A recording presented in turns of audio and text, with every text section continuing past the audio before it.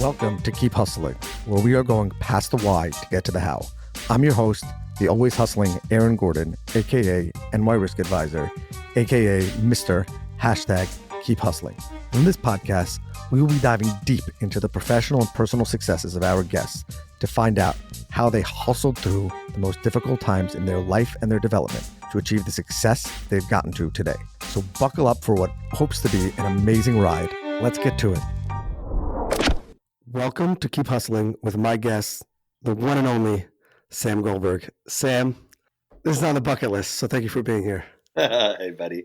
It's great to connect with you. I miss you, and I'm very happy to be in conversation with you today. I said before we went live, this episode will air in probably like 5 or 6 weeks, but by that time, between now and then, the 20th anniversary of probably before my wedding and having children, the highlight of my life, winning a Shiv League basketball championship together. I played a whole 1 minute and 42 seconds in that championship and got to be mentored by you. So I guess we're coming full circle today. We always needed you. I always knew you were there, and I always felt like we had a great rapport. We did a lot of high fives, a lot of tush slapping, a lot of just old school Steve Nash style, supporting of each other. So here we are 20 years later doing it in a business sense. That's it. It's great. So I know your background.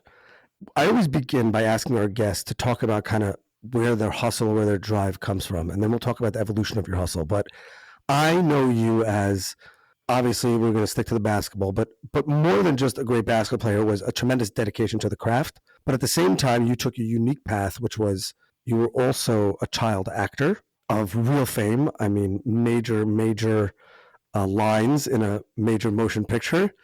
But aside from the keeping the faith, just keeping the faith, obviously, I don't think I understood, or those around you at that time understood, the tremendous amount of effort, physically and emotionally, it probably takes to juggle all of that at 12, 13, 14, 11 years old. So where did that come from? How did you handle it?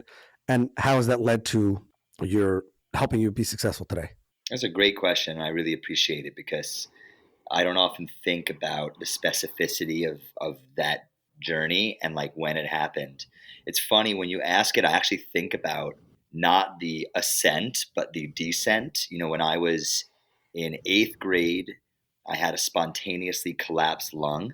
And then right after that, I had a hernia surgery. And then right after that, I was diagnosed with ulcerative colitis. And funny enough, I actually don't think that my body was handling the success, pressure, and balancing very well. Because as you mentioned, when I was 12 years old, 7th grade, 8th grade, I was like featured in a movie called Keeping the Faith. It was a really huge deal. I'd been auditioning every day for 4 or 5 years, which by the way, did not require that much hustle. I actually got to leave school early to audition for films, TV shows, and commercials.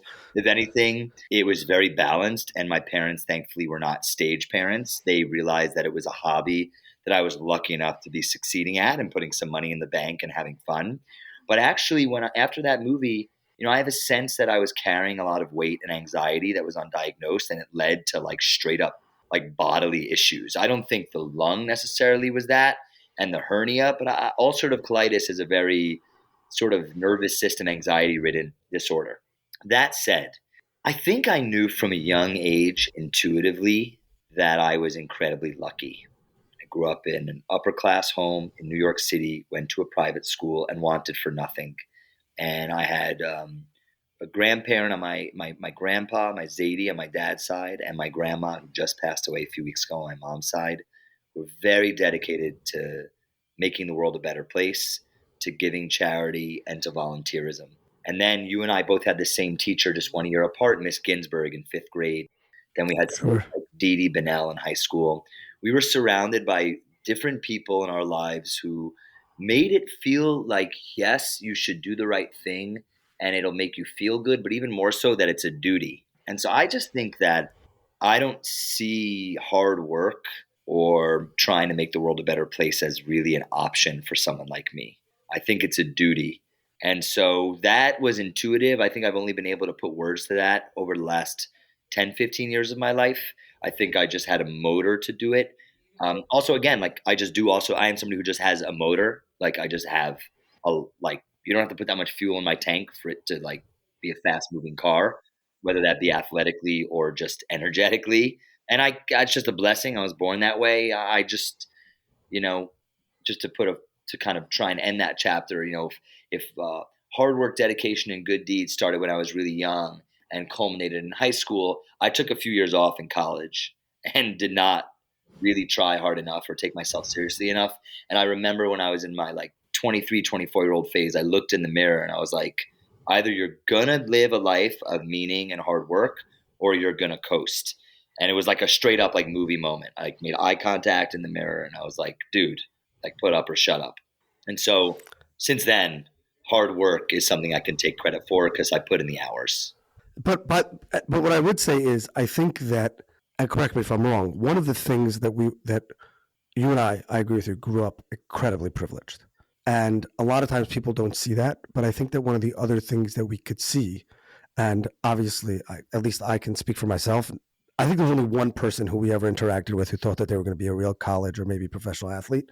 You know, shout out to your cousin, Zach Rosenberg. But, other than him, who should be on the pod, by the way, the the ability at a young age to put your mind to something and see success. Like, we worked hard at something. You worked hard at auditioning. You got a part in a featured film. You worked hard as an athlete, and then you were able to become a good athlete, whatever level that means, winning, losing, but seeing that success, right? I mean, Yeah. foul shot percentage or whatever you want to look at it. And then I love that you said you had that moment where it was like, I have two choices now. I could coast or I could put the effort in somewhere else. But I also have to believe that when you were making that decision, subconsciously was like, I know that if I put my mind to it, I'll do something great, because I have in the past. I do feel that There's way. no, I do feel that way. I do remember growing up feeling like I have a lot of potential and I really should see it through to fruition. I don't know what I really did love basketball just very much. And I remember I used to go to the gym, and if I couldn't hit like 20 straight foul shots, I couldn't leave. Or if I couldn't hit like 50 straight lefty layups, I couldn't leave. When I talk to anybody who's young, we have a caretaker, babysitter who watches my daughter, and she's like going to college and next year. And she's like, I don't know. I could see that there's a lot of partying at the school. And I was like, you do whatever you want to do. You could party, you could do your thing. But I'm telling you, the habit you need to start now: wake up early and make your bed. Like, get the basics down. Like, waking up early and making your bed, to me, is the equivalent to hitting an open layup and hitting a foul shot in basketball. And I often think that we get into adulthood and we get nervous about the big changes that have to happen in us. It could be a wellness philosophy. It could be, I got to get into yoga. It's always the little things. The little things build up. And my wife always says, how you do anything is how you do everything. And so if you approach life with a couple of small habits and let them build, you really things get a lot easier when you get the basics down. and it's also just easier to achieve the success because that hustle is ingrained in you, and you're able to see every day I'm going to put in the work. Every day I see a little bit, another step becomes a little bit easier. And then you're able to, that the thing that felt like a chore, making your bed, is much more difficult. It's like, I was not an early morning person, even though that senior year of yours in high school, we were forced to get up early, like once a week for basketball practice, which seemed like insane at the time. Yeah. But once you start doing it, your body says, this is where I should be. And so it's the same thing, I think, with any muscle memory. And I think that some of that is also from a philosophical or business, or however you want to build your life or your legacy. It's also about putting in the reps there. So I think I think that's an incredible message. I want to ask you about something that I saw on your website, and everyone should look at your bio. Everyone should. We're going to talk a little about some of the films, but your work is incredible. It's the amount of effort and time. By the way, talking about not coasting, I mean, choosing a field to go into that is like the most impossible thing to succeeding. Like, opening a restaurant would have been easier than going into the film business. That's true. But you have a quote on your website that really hit home for me, and it says as follows: I believe that art has the unique ability to produce empathy. Why do you think we need more empathy in the world? It's funny because oftentimes I find empathy is overused. I remember growing up, they were like really specific to tell you the difference between sympathy and empathy. And they were really specific to tell you the difference between stress and anxiety. There are a lot of words now that have become hollow, and sadly, I think empathy is one of them. That said, I we're clearly living a more digital existence. I'm not looking to be like another get off my lawn person on your podcast here, but the less we communicate with all of our five senses, the less we genuinely can be compassionate for the person or being, could be an animal, could be your house in front of us. You have to, on some level, I mean, that sounded very esoteric and weird. Your house is not a being. But Yeah. the point is, like, you very easily now in life can go on cruise control. The phone can do it for you. You can have the podcast in your ear. You don't have to think. You don't have to ruminate. You don't have to meditate. You have to be kept busy. And in a life where you're constantly kept busy, there's less and less space in your heart for other people around you. What art, I think, does is it sort of fractures that coasting. You might be, on the street in New York City and caught up in your day and looking down at your phone and really upset and mad and angry, and then come upon somebody busking who happens to play really good guitar, and it could change your entire day. It could change your entire perspective. These things that happen to me in my own life, one or two simple interactions have changed an entire trajectory of my life. And art is one of those things that does sort of arrest you in the moment and force you to stop and connect with all five of your senses. I am in the medium of film and television mostly. I am increasingly cynical about those mediums because everybody is a filmmaker now just by virtue of the incredible camera technologies on our phone. I think we're at like peak video to some extent. Like everybody's creating, everybody's consuming. I often say what's challenging now is when I went to see, Gladiator in the movie theater. We walked around the block and we talked about it for like hours. Or we went out to dinner and talked about it. Then we saw it the next week in the movie theater. Now you walk out of the movie theater having just watched an incredible story and you disrupt it by looking at content on your phone immediately. And before the digestive material is in your system of the thing you just watched that can penetrate your being and make you more empathetic and compassionate, or at least just make you think differently, you're disrupting the thought. And so it's incumbent upon us as a species to really try and slow down and let the moments land. It's hard. It's addictive, but I do think art has a role to play in that. I'm increasingly more bullish on live events because I think when you're in the room with something, it's very hard to ignore it or disrupt it or rudely pull out your phone. It's easier and easier when you're on our couch. But we need more empathy. We need some high quality art, and we need to put the phones down and connect with each other. It's amazing that you say that because you are a person who is in the medium of film, and film is the original screen. So it's interesting and I agree with you, by the way. And I think that the type of media that people choose to consume can either inspire their human interactions. Let me take a step back. You and I both agree the phones are not going anywhere. The thought of saying that our kids will never have a smartphone, I think it's something that we can maybe dream about, and maybe that's the beauty of sometimes turning things off. But the likelihood is that they'll have more technology at their fingertips than we did at their ages. I mean, my kids laugh when I tell them that, like in high school, we don't like email our assignments in. Yeah. There was no, but the type of media, just to get back to the point, the type of media that we choose to consume can be art or cannot be art. And I think that people honestly realize when they think about it, they know what's art and what's not art. And they know what inspires them to do more or to be better when they finish it, or just what they want to scroll for purely entertainment purposes, which is also fine. But I think everybody has to have that balance.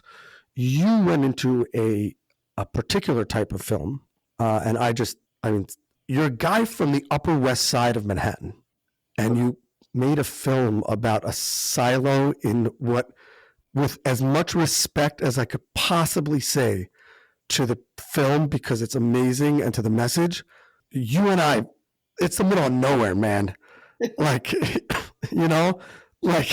It's just, but yet there's something so like, as much as I believe that people in those small towns with experiencing those things probably wish they could hang out in the big city like the Beverly Hillbillies. There's something so incredible about thinking about living the lives that those people live for someone like you and me.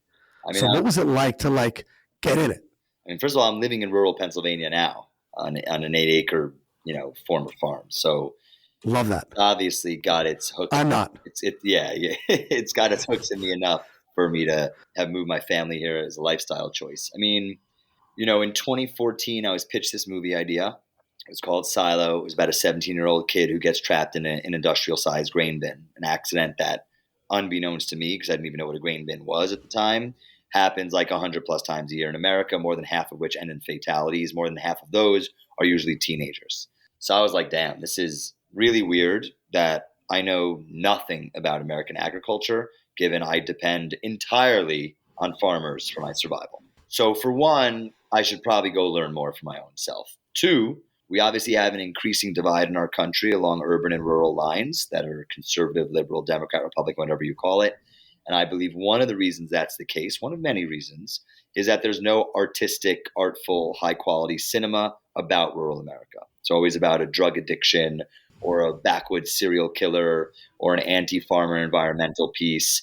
And every now and again, there's a faith based movie that's decent. And every now and again, there's a farm movie, but they are few and far between, and they're usually not that good.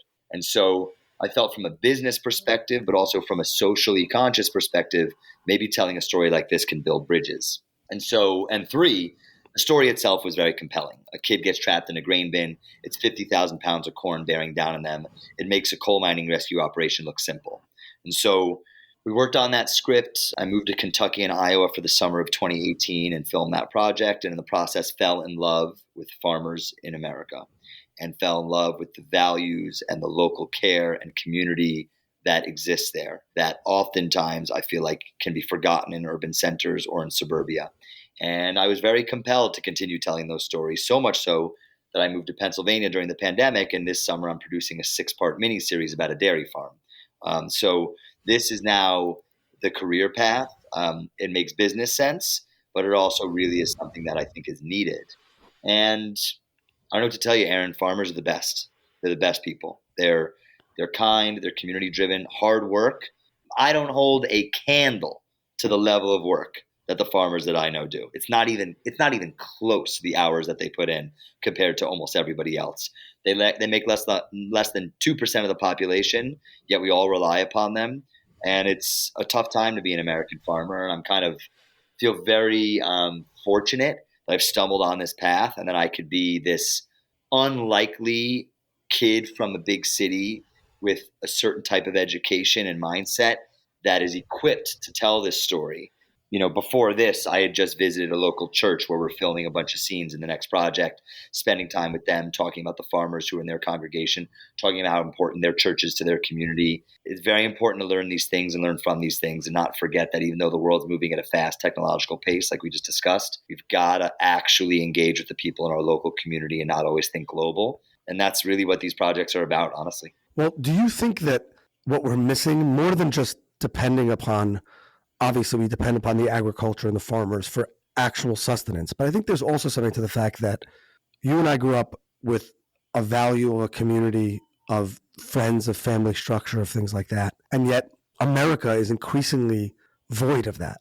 And yet it appears to me that what you're saying is what's drawn you in by this community is, or about this community, is that it's kind of like old school in that like there is that sense of community. I imagine, and the film, touches on this, but it's also just like, I imagine that in the communities when one of these tragedies happens, as you're saying, 2% of the population, but like everybody knows Billy and the family has been there for generations, and they've helped and been such a part of that congregation, a part of that community, that maybe that's what we're missing. Maybe more than just supporting the farmers because we need the agriculture. It's if we all thought like farmers and had that community feeling and did for others, right? Because what they're producing is really mostly for people who have no regard for them. And they never like that level of selflessness, I'm with you. I mean, I definitely listen.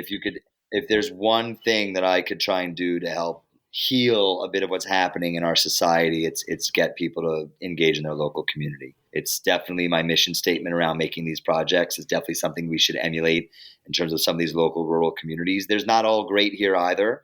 I mean, it's a mixed bag, but I do often think, man, if I were stuck on the side of the road on a highway, I'd love nothing more than a farmer to pass me because they're the one who's going to stop and help.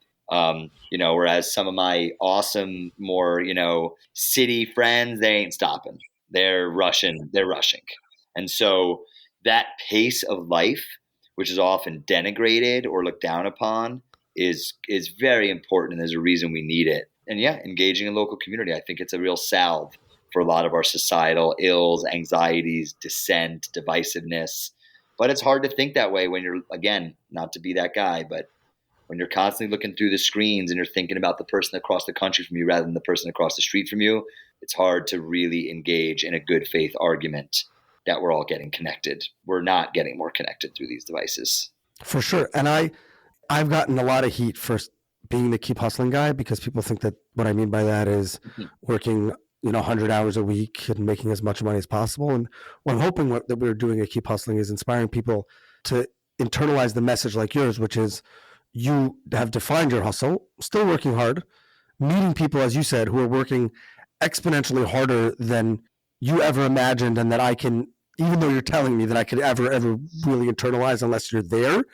And yet people say that this hustle is more important or that hustle is more important, or being home with your kids is not hustle or anything like that. I think that it's just, we have such an opportunity because of the access that we have to basic necessities and not really having to worry about that, as concerned as you and I probably are about that, that we could really focus on what's important and the values. And yet the screens are taking the opposite way. So Yeah, I feel like we should. I think so. And I think, having an organizing principle is helpful for anything, for business and for life.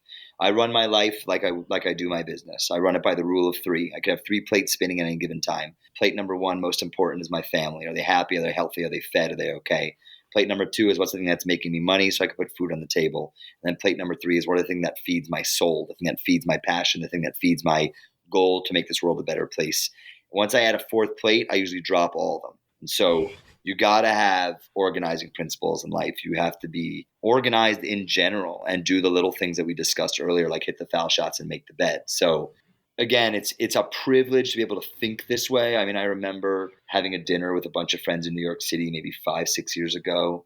And they were talking about just how closed-minded, though, the people that I'm probably meeting in Kentucky are. I'm like, they're not closed-minded. It's just not in their environment. It's not easy for them to engage in the type of diverse conversations you can because you're in New York City and they've never been to New York City. They're just trying to put food on the table. You being able to I've never been on an airplane. Yeah, airplane or not, most people have, but independent of that, it's like your ability to have an existential philosophical conversation, that alone is a privilege. Most people in this country don't have the brain space for that. They are literally just trying to pay the mortgage, get food on the table. Like, we have to all slow down and remember that. And I think part of the problem, again, of just living our lives through screens is even the people who are going through that can kind of mirror out or ping out a vision of themselves that's not true. And so they can't even look internally in a way that is honest to the life that they're living and what their needs are. And so their children become secondary, and their children, it's like we're giving a legacy of tech addiction to our kids and grandkids that I fear is really, really unhealthy. Just quick tangent on that, and then I'll really shut up about the tech thing. But I read an article in The Atlantic a couple of years ago, and the title was "The problem is not our kids are addicted. The problem is we are addicted." And it went through all of the metrics of what happens in like a small town that gets internet and social media. Like they don't have internet, they don't have a Starlink, they don't have it, and then they get it. Car crashes go up, emergency room visits go up. It's all the adults who are having the problems. Then we just pass that down to the kids. So we've got to get it under control and be a bit stronger. Of course, it's difficult. It's addictive. It's like walking into the casino, then you're going to play the slot machine. That's why you just delete all the social media off the phone. Just do it. Once you do it, it's liberating. It's liberating. I love how the film guy is saying that. I love it. And obviously you're in a different, you're not in the tradition, but I love that. That it's like, you actually want more people to look at screens and and watch your films and do things like that. I want them to watch it together if they can, like Silo. So just to go to, Silo, 75-minute movie. The only way you were able to watch it when we released it in 2019 and 2020 was through a Silo community screening. It had to be a minimum of 50 people in the room. And then we helped you organize a Q&A afterwards with a mental health advisor and a farm safety expert and a farm economics expert. The goal was to cultivate community, not put people in their silos, because I did not get into this industry to have 5,000 people anonymously watch my movie on their couch. That does not interest me. I want to try and have some cultural impact and resonance. And the way to do that is through grassroots, people in the room together, connection. Of course, my next project, a TV show, it might end up on a streamer. But guess what? Our first episode is going to be launched at a large farm event, maybe multiple across the country, so people can talk about it, build buzz about it, connect with a podcast about it. Feel like the thing that they're watching exists outside of just the screen. It exists with the people around them in their community. Again, is it a I screen? love that. Is it a screen-based thing? Is it possibly I'm just spinning my wheels and I'm just a drop in the bucket? 100%. But I'd like to put a vegetable in the diet of screen time because there's just a lot of garbage out there, a lot of fast food. I love that. Great analogy. I love that. That's my wife's. I could talk to you for hours about this, and just catching up with you is amazing. Really, thank you again for being here. We have a closing tradition on our podcast, and I'm going to tell everyone again: follow Sam, read his stuff, follow the journey. I'm telling you, there's nowhere to follow me. That's the irony. there is. We can find you. We found your website. We see what you're doing. There's no irony. We're going to hunt you down. It's fine. LinkedIn. LinkedIn might be the LinkedIn. thing, You can see him on LinkedIn. You can find Sam on LinkedIn. You can find his website. But it is so inspiring to me because I know you for so long. And I'm like I'm watching. People hopefully will watch this. If not, if they're listening to this, like Sam is literally sitting on a farm. And like, it's also speaking to someone who's literally practicing what they're preaching and taking the step back and taking the more difficult route. Not to sound like Miss Ginsburg in 5th grade, but I think it wasn't then that we learned that we did two roads diverged in Yellowwood, and I took the road less traveled by, and that's made all the difference. I think that was one. And characters when no one's looking, I think, was her other big line. But I'm incredibly inspired by you, and I hope our listeners are as well. We end every episode by asking our guests to leave us with their favorite motivational, inspirational quote and what it means to them and to their hustle. And with that, I'll just say, Sam, really, thank you for taking the time. Thank you for answering my messages. Thank you for the 37 years of friendship, 36 years of friendship. Dude, well, first of all, tell your brother I say hi too. 100%. And it's great to be connected. And listen, I'm very flattered by everything you just said. And, thank you. Me, it's very meaningful. It's nice. It's the middle of my workday, and I'm getting to, analyze, whatever impact I am or I'm not having. So thank you. The following quote is meaningful because my grandma Joan just passed away a month ago tomorrow. She was my best friend my whole life, and she would just send me quotes all the time in email. Like I have many grandma files, and one of them is just grandma quotes. And this one just stuck out to me when you asked this question, and I think it speaks to the hustle.